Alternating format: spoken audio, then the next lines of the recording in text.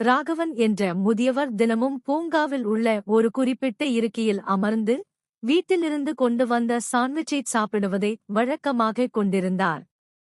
அவருக்கு அருகிலேயே பட்டி என்ற ஒரு தெருநாய் நம்பிக்கையான கண்களுடன் அவர் ஒவ்வொரு வாய் சாப்பிடுவதையும் வேடிக்கை பார்க்கும். ராகவன் எப்போதும் தன் உணவில் பாதியை பட்டியுடன் பகிர்ந்து கொள்வார். ஒரு செவ்வாய்க்கிழமை காலை பலத்த மழை பெய்தது. ராகவன் பூங்காவிற்கு வரவில்லை. பட்டி மழையில் நனைந்தபடி பசியோடு அந்த இருக்கையிலேயே காத்திருந்தது. புதன்கிழமை காலையும் அவர் வரவில்லை. அதற்கு பதிலாக மீரா என்ற இளம் பெண் அந்த இருக்கையில் வந்து அமர்ந்தார். அவர் முகம் வாடியிருந்தது. கையில் ஒரு சிறிய உணவுக் கூடை இருந்தது. பட்டி மெதுவாக அவரிடம் சென்று தன் தலையை அவர் மடியில் வைத்தது.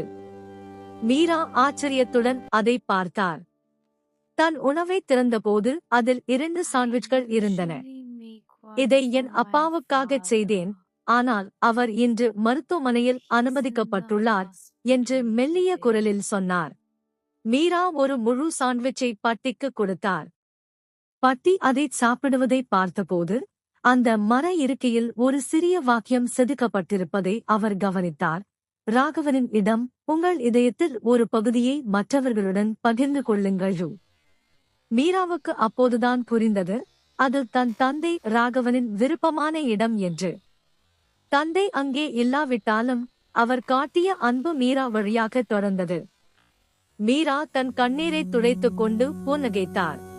தான் தனியாக இல்லை என்பதை அவர் உணர்ந்தார். நீதி.